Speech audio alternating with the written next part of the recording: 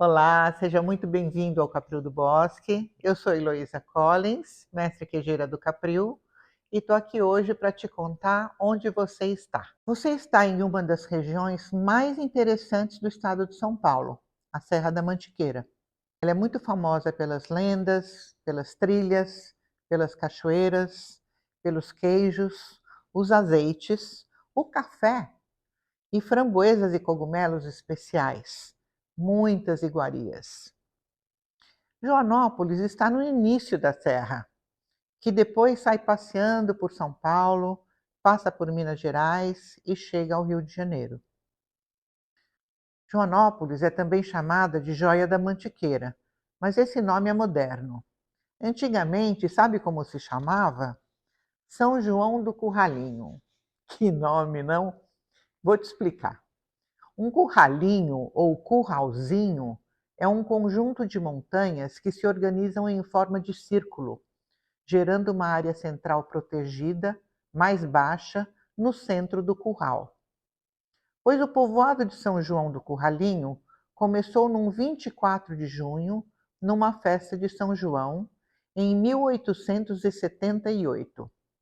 E tinha mais ou menos essa carinha quando foi promovida a vila em 1895. Bonita, né? Visite a Praça Central, veja que a farmácia ainda está lá, o coreto e o casarão da esquina. Eu vim para Joanópolis em 1978, faz tempo, né? Então, nessa época, as estradas eram todas de terra, só era calçada o centrinho bem pequeno da cidade. E as estradas tinham muita lama, muita lama. A gente atolava praticamente 2 vezes cada fim de semana e, na verdade, só conseguia transitar quando chovia com as rodas vestidas por correntes, imagine só. Na época, os 2 rios que cortam o município, o Cachoeira e o Jaguari, eram muito naturais, bonitos e totalmente desprovidos de atrativos turísticos construídos pelo homem. Hoje, o rio Cachoeira, que forma a Cachoeira dos Pretos, encontra uma grande área urbanizada, com quiosques, áreas de descanso, e, enfim, virou uma outra coisa. Já o rio Jogari deu origem à represa do Jaguari, que é responsável pela grande reserva de água que os paulistas consomem durante todo o ano. Há pousadas e atrativos às margens da represa que você vai poder descobrir e visitar. Bom, foi nesse contexto rural do fim dos anos 70 que eu comecei a fazer queijos em Joanópolis.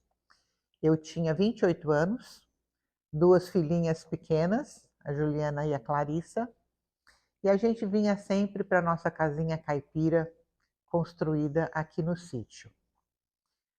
E foi aí também que eu quis começar a explorar os talentos rurais que eu tinha herdado da minha avó portuguesa.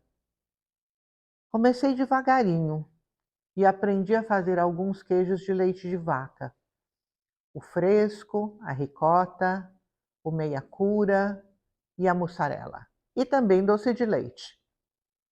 Esse meu amor pelos queijos foi se desenvolvendo e se transformando num hobby sério que agradava muito a família e os amigos.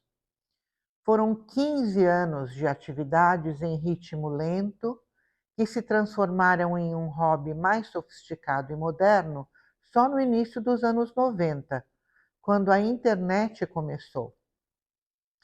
A internet abriu novas rotas de acesso à informação e à interação com outros queijeiros em outros países. Foi essa interação com esses queijeiros em muitos lugares do mundo que me ajudou a ter sucesso no preparo de vários tipos de queijo. Queijo cremoso coberto de mofos brancos, queijos curados, de casca dura e sabor intenso, e mesmo queijo de mofo azul, uma espécie de um gorgonzola caseiro. Foi aí que eu tive a ideia de um começo de negócio. E foi assim que nasceu o Capril do Bosque, né? Fruto de muita curiosidade, do amor pela família do amor pela comida